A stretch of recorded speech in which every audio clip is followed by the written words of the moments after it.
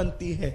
اس سلسلے میں شیخ ابو الحاشم الگیلانی رحمت اللہ الگیلانی مدظ اللہ العالی ایک بات بیان فرماتے ہیں، اس کو بہت دل کے کانوں سے سنیں۔ سرکار غوث الاعظم دستگیر ہم قادریوں کے پیر سیدنا شیخ عبد القادر جیلانی البغدادی رضی اللہ تبارک و تعالی عنہ جب پہلی مرتبہ حج کے لیے تشریف لے گئے، جب آپ حج کے لیے گئے تو اس وقت آپ جب حج کے لیے گئے تو آپ کے ساتھ آپ کے 20,000 شاگرد علماء تھے، بڑے بڑے علماء آپ کے ساتھ حج کے لیے تھے۔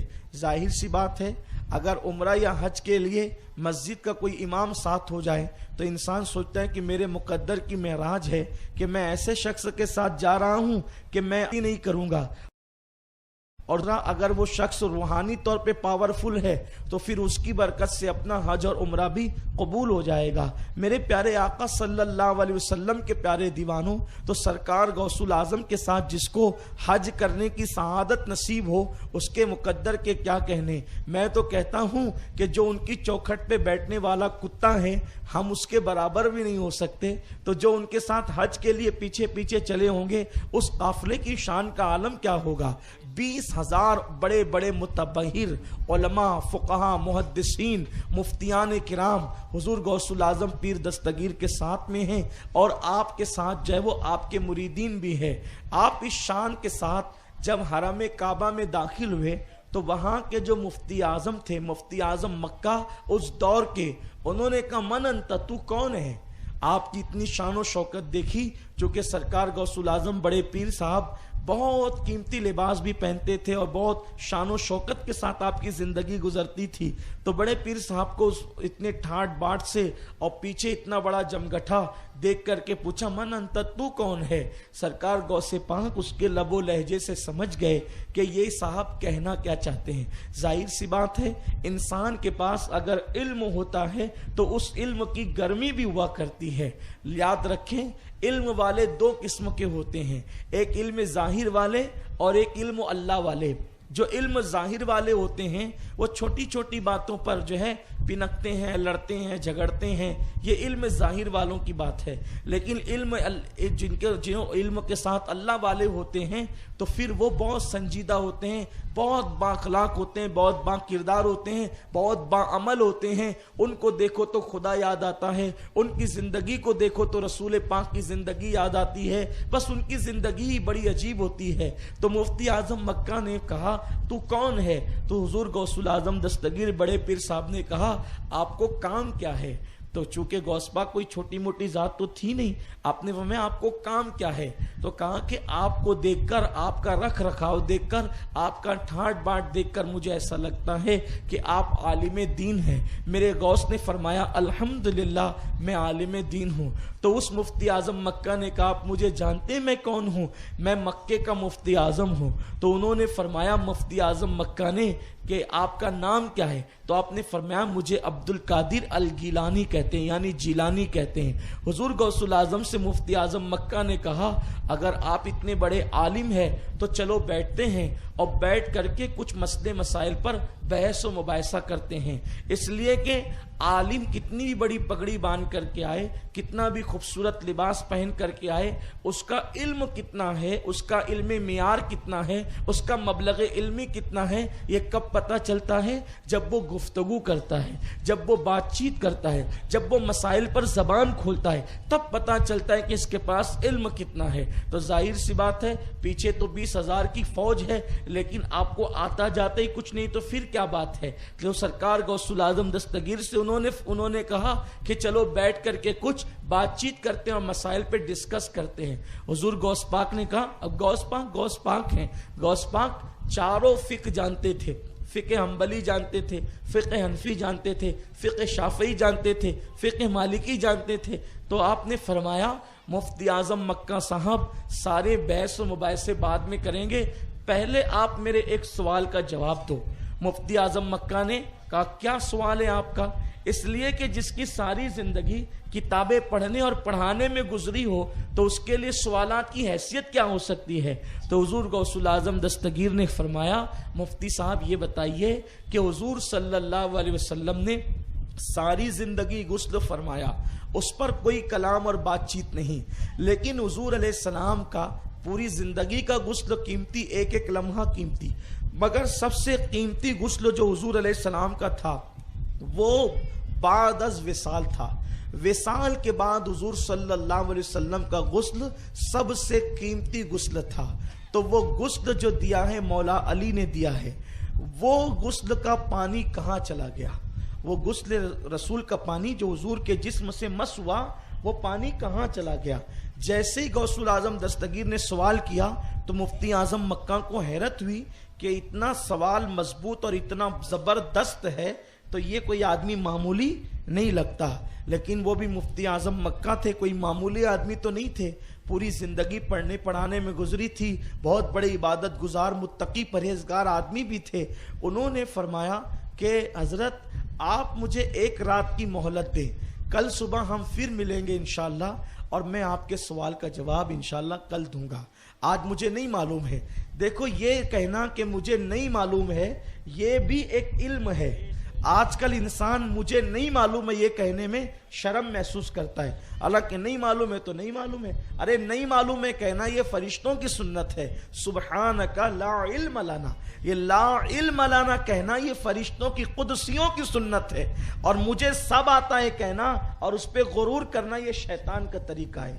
تو مفتی اعظم مکہ نے کہا حضور کل انشاءاللہ، کیونکہ اب وہ سوال سن کر ہی کان کھڑے ہو گئے کہ سوال کرنے والا کوئی معمولی آدمی نہیں ہے، تو وہ اب گئے اور رات بھر ادھر ادھر خوب جو ہے وہ کتابیں دیکھتے رہے، لیکن ان کو کہیں کچھ نہ ملا نہ ملنا تھا، اور جب خوب پریشان ہوئے تو بعد میں وہ فجر کی نماز سے کچھ پہلے جب تھک گئے کتابیں دیکھتے دیکھتے تو آپ سو گئے، دعا کرتے ہوئے سو گئے، اللہ میری مشکل کو آسان کر دے۔ اچھا ایک سوال یہ پیدا ہوتا ہے کہ حضور صلی اللہ علیہ وسلم نے جو غسل کیا تھا بعد وصال، جو آپ کو غسل دیا گیا تھا، وہ کتنا قیمتی تھا آپ کو معلوم ہے؟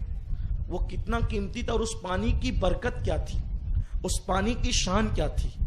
مولائے کائنات شیر خدا علی مرتضیٰ منبر پہ کھڑے ہو کر فرماتے تھے مجھ سے جو پوچھنا ہے پوچھ لو، مجھ سے جو پوچھنا ہے پوچھ لو، میں تمہیں بتا دوں گا۔ حتیٰ کہ مولائے کائنات گھوڑوں کا نسب تک بتا دیتے تھے، کون سا گھوڑا کس کی اولاد میں سے ہے، گھوڑوں کا۔ یہاں تو انسانوں کے نسب محفوظ نہیں ہے، لیکن مولائے کائنات گھوڑوں کے نسب بتا دیا کرتے تھے۔ میرے پیارے آقا صلی اللہ علیہ وسلم کے پیارے دیوانوں، تو ایک دن کسی نے پوچھ لیا اے علی، آپ کو اللہ نے اتنا علم دیا کہ آپ کہتے ہیں کہ مجھ سے جو پوچھنا ہے پوچھ لو میں تمہیں بتا دوں گا، تو آپ یہ بتائیں اتنا علم آپ کے پاس آیا کہاں سے؟ ذرا توجہ کریں۔ حضور علیہ الصلوۃ و تسلیم کے غلاموں، مولائے کائنات شیر خدا علی مرتضیٰ باب مدینۃ العلم سے کسی نے کہا علی آپ کہتے ہیں جو پوچھو گے میں بتا دوں گا، تو یہ بتاؤ کہ یہ علم آیا کہاں سے ہے؟ تو اس وقت مولائے کائنات فرماتے ہیں کہ میں نے جب رسول اللہ کو بعد وصال غسل دیا، اور غسل دینے کے بعد حضور علیہ الصلوۃ و تسلیم کے آنکھوں کی پلکوں پر جو پانی رہ گیا تھا اور ناف کے گڑے میں جو پانی رہ گیا تھا، میں نے سوچا اب اس سے بڑھ کر موقع کیا ہوگا؟ میں نے انگلیوں سے نکلنے والا پانی تو خوب پیا ہے، لیکن اب یہ سعادت نصیب نہیں ہوگی، کیونکہ حضور تو دنیا سے تشریف لے جا رہے ہیں۔ تو میں نے حضور کے پلکوں پہ جمع ہوا پانی پی لیا، اور حضور کی ناف میں جو پانی جمع تھا وہ پانی میں نے چوس لیا۔ وہ 2 قطرے پانی چوسنے کی برکت ہے کہ اللہ نے مجھے اتنا زیادہ علم عطا فرما دیا، مجھے اتنا بڑا علم عالم اللہ نے بنا دیا۔ اور کتنا بڑا علم عطا کیا پتہ ہے؟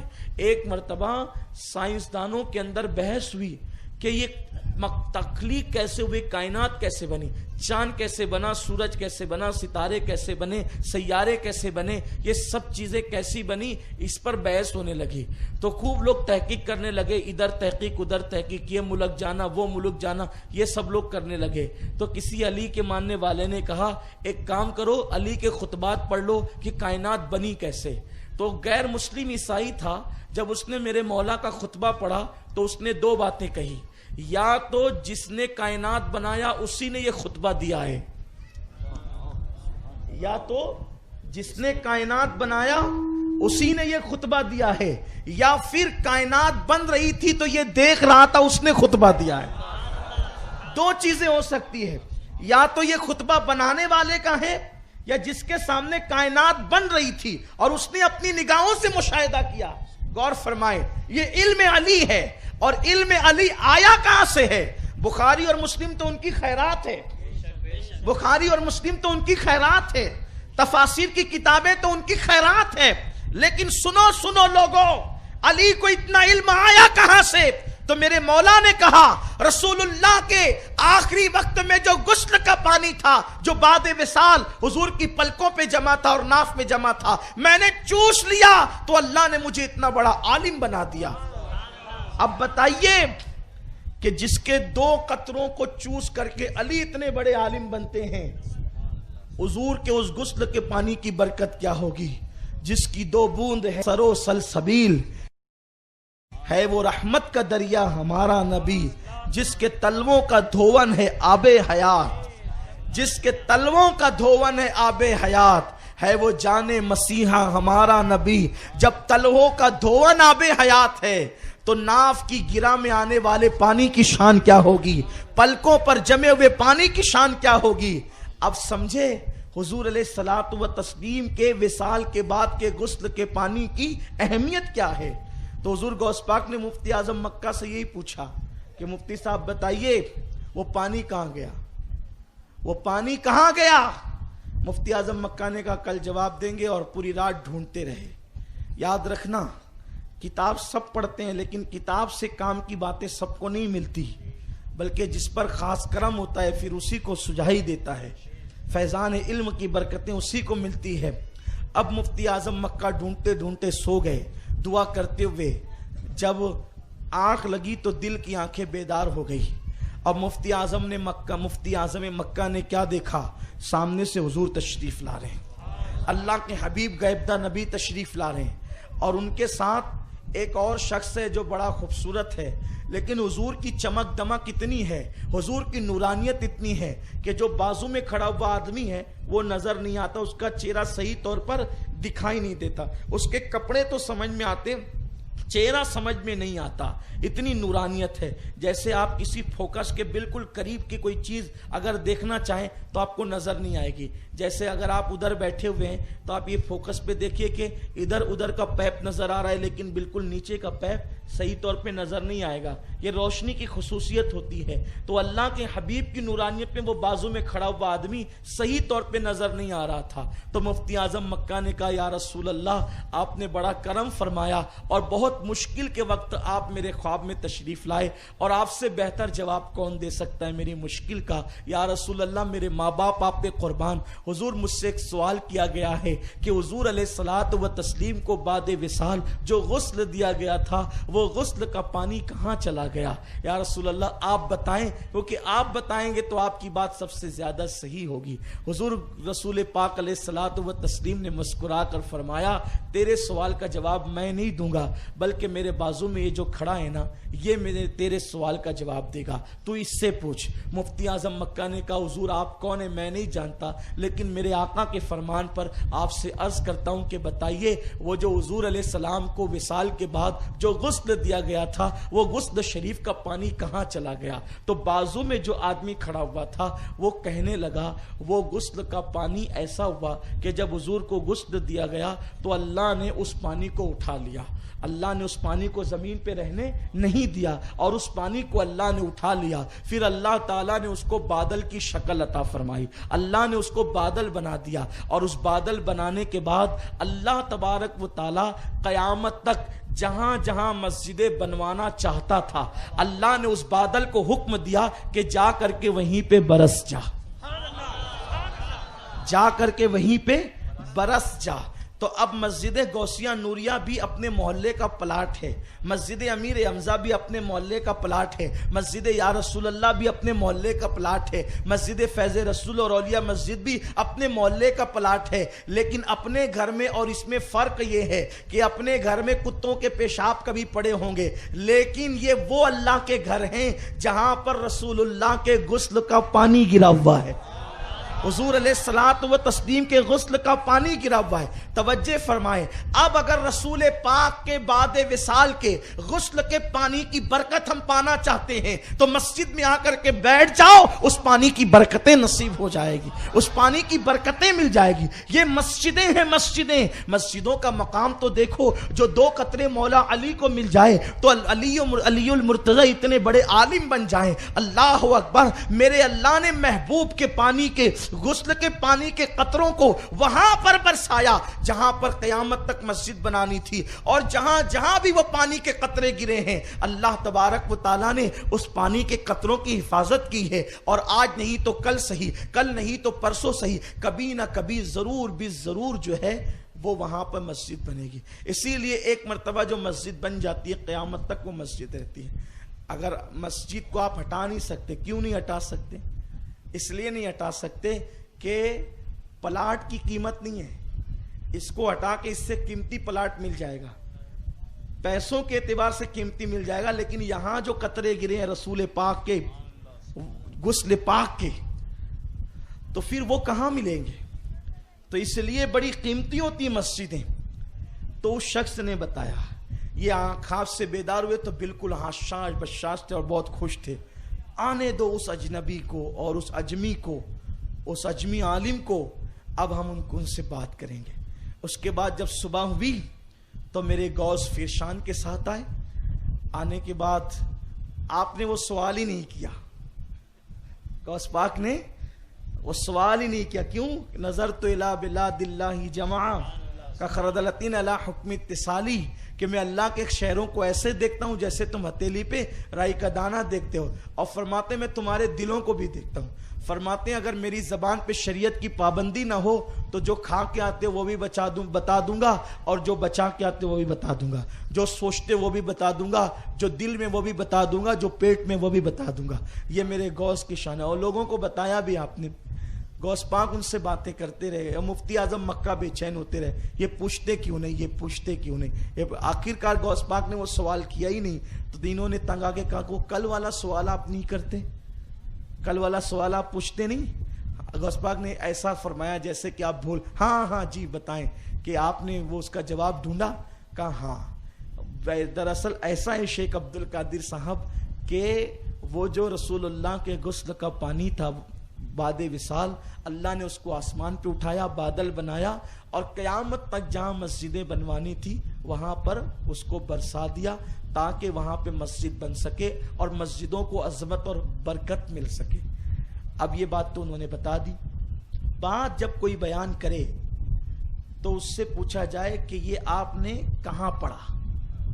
جب اس سے حوالہ مانگے کہاں پڑھا, تب پول کھلتی ہے کہ اس نے محنت سے بیان کیا کہ چھڑا کے بیان کیا. صحیح ہے, یہی بات ہوتی ہے. تو غوث پاک نے کہا آپ نے جواب تو دیا ہے, لیکن یہ جواب آپ نے پڑھا کہاں, اس کا حوالہ کیا ہے, کہاں پڑھا آپ نے اس کو؟ تو جیسے ہی انہوں نے سنا نا اس کو پڑھا کہاں ہے, تو اب تو صحیح بات تو پیش کرنی تھی. انہوں نے کہا میں پوری رات ڈھونڈتا رہا, مجھے کہیں ملا نہیں, لیکن دراصل بات یہ ہوئی کہ میں نے حضور کو خواب میں دیکھا, حضور کو خواب میں دیکھا, اور خواب میں دیکھ کر کے پوچھا. تو غوث پاک نے فرمایا وہ خواب آپ بیان کریں گے آگے کا یا میں بیان کروں؟ آپ نے رسول پاک کو خواب میں دیکھا تو وہ خواب آپ بیان کریں گے یا میں بیان کروں؟ اور مفتی اعظم مکہ نے کہا اگر آپ بیان کریں گے تو اور زیادہ اچھا ہوگا, اگر میرا خواب آپ بیان کریں تو اس سے بڑی بات کیا ہوگی. تو پھر میرے غوث نے فرمایا آپ نے رسول اللہ سے کہا اچھا ہوا آپ میری مشکل کے وقت تشریف لائے, اور پورا جو خواب میں آپ کو سنا چکا ہوں. تو رسول پاک سے آپ نے پوچھا کہ یا رسول اللہ بتائیں آپ کے وہ غسل کا پانی بعد وصال کا کہاں گیا؟ تو رسول پاک نے فرمایا یہ جو میرے بازو میں یہ مرد کھڑا ہے اس سے پوچھ لو, یہ تمہیں بتائے گا. اس کا ایسے رنگ کا کپڑا تھا, اس کے کپڑے کا لباس کا رنگ ایسا تھا, سرکار غوث الاعظم دستگیر کہتے ہیں اس کا لباس کا رنگ ایسا تھا, اس کا چہرہ صاف دکھائی نہیں دیتا تھا. مفتی اعظم مکہ نے کہا ہاں بالکل ایسا ہی تھا. کہا پھر اس شخص نے جواب دیا تھا کہ وہ پانی جو ہے وہ مسجدوں میں گرا, جو آپ نے ابھی جواب دیا وہی جواب اس شخص نے دیا تھا, رسول پاک نے دیا تھا. کہا بالکل کل شخص نے دیا تھا. پوچھا وہ شخص کون تھا؟ جانتے ہیں اس کو؟ مفتی اعظم مکہ نے کہا نہیں، میں اس کا چہرہ صاف طور پہ نہیں دیکھ پا رہا تھا کہ وہ کون ہے. غوث پاک فرماتے ہیں وہ بازو میں کھڑا ہوا میں ہی تو تھا.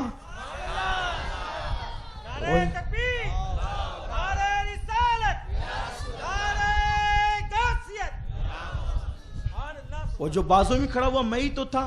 اس سے غوث پاک کا مرتبہ بھی پتا چلا کہ غوث پاک وہ ذات ہے کہ جہاں کوئی جواب نہیں دے پاتا آپ دے پاتے ہیں.